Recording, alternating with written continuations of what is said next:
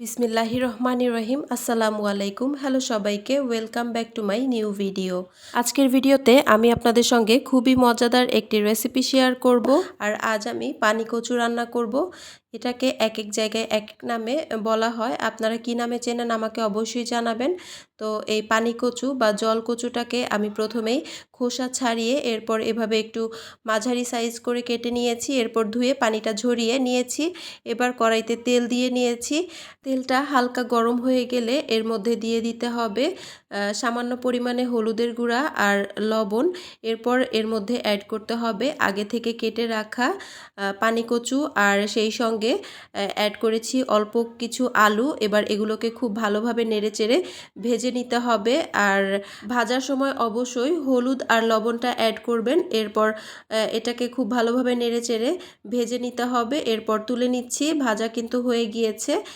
কচুগুলো কিন্তু আমি খুব ভালোভাবে ভেজে নিয়েছি, কিন্তু এটার গায়ে কিন্তু একটু স্পট লাগেনি, একটুও পুড়ে যায়নি, আপনারাও খেয়াল রাখবেন। এরপর আমি আরও কিছুটা তেল দিয়ে এর মধ্যে অ্যাড করেছি পেঁয়াজ বাটা, আদা বাটা আর রসুন বাটা।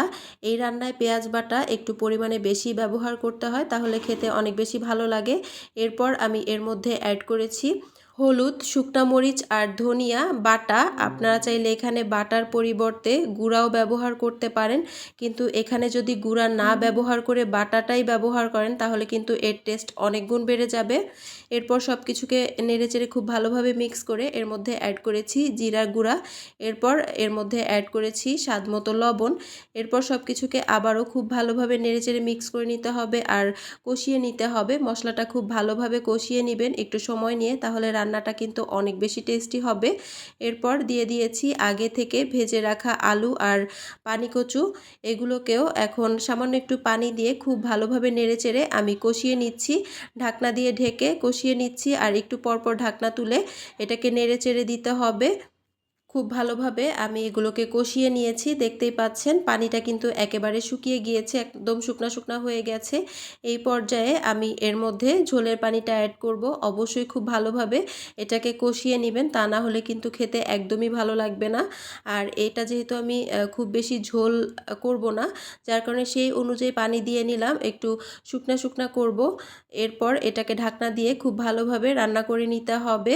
আর কিছুক্ষণ পরপর একটু ঢাকনা তুলে নেড়ে চেড়ে দিচ্ছি, উপরের গুলোকে নিচে আর নিচের গুলোকে উপরে দিয়ে দিচ্ছি।